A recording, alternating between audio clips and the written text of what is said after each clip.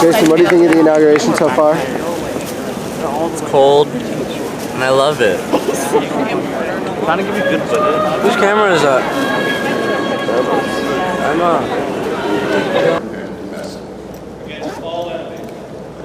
The office of President of the United States.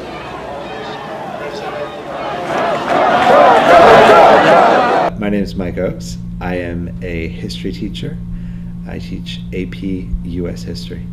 Morning of the inauguration, it was, we were really worried that it was going to be crazy. And we got on the subway, it was pretty empty. It was almost like getting to the point, because we got out of the subway, we didn't see anybody on the streets except for like the military, the police and everything.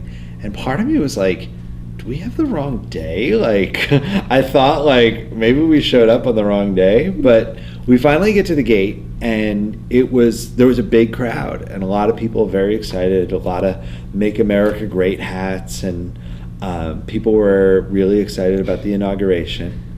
And it was a little weird because then you go through this security process, and it was like going to the airport, but there were snipers up on the roofs of buildings, like the on top of the Capitol building and the House and Senate offices. There's snipers, and it felt a little bit like, whoa, we're like on lockdown here. And when we got in, we sat for a really long time and waited. It was very cold. And then as the morning progressed and got closer to 11:30, the crowd got pretty packed, and it was hard to like hold all the space that we had. People were really nice at first, and then when the ceremony started, things got a little bit crazy, and I was a little bit afraid, because some people were like, anytime a Democrat was introduced, people were booing, and it was a little bit rude to me. Like, I thought that I was really like disgusted by the way people were treating like Hillary Clinton. They were awful. One of our students started clapping. She was a Hillary fan, and a couple of our students were clapping, and people like shouted at high school students like, get out of here, like you don't belong here. And I was like, that's awful, that's terrible. Like, adults were being really mean to high school students just because they disagreed with them.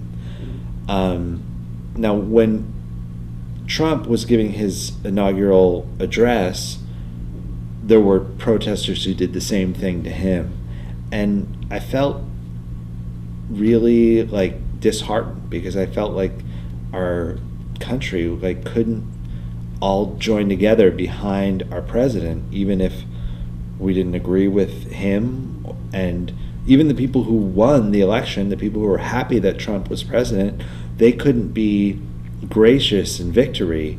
They shouted they said they wanted to murder Hillary Clinton.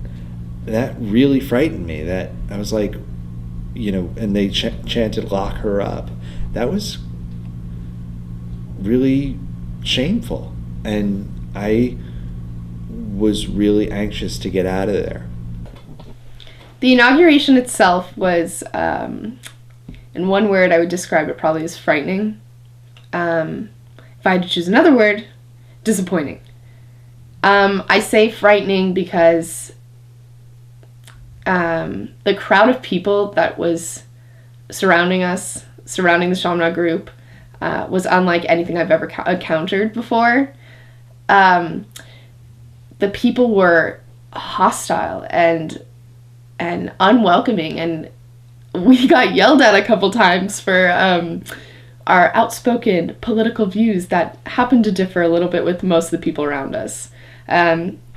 Personally, I was wearing a couple of political pins that didn't exactly coincide with a lot of people's arguments.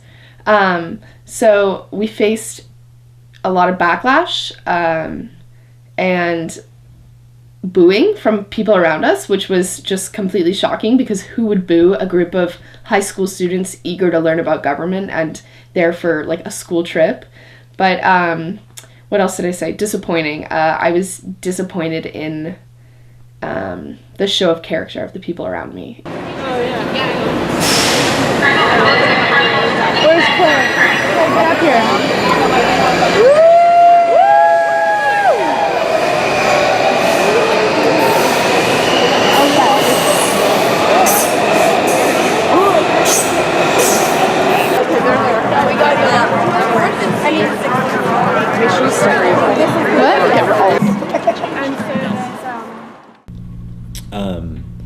The following day was the Women's March, and I remember, like, we weren't going to the Women's March, but we were going to the Capitol building, which was right where the Women's March was happening.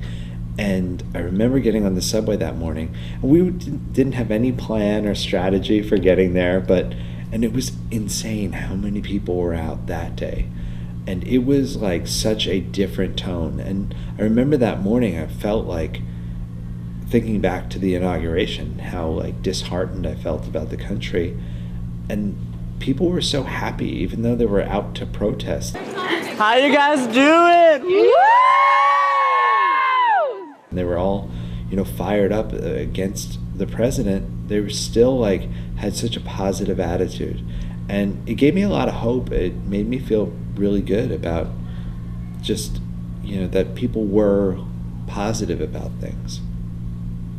Yeah, so the Women's March, a major point of, so people kind of get the idea wrong. They think like the Women's March was just like, we're marching against Donald Trump, like we refuse this presidential election, we don't think it's real, like not my president, but that's like a little, that's just wrong, the Women's March wasn't about that. It was about so much more. And sure, some people marching may have held those beliefs, but I think it's important to look broadly at what the Women's March meant for our nation and for millions of people just around the world. So the Women's March was protecting our freedom of speech.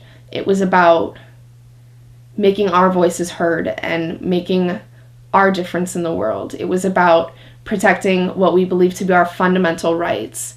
And I don't know, it was a beautiful thing.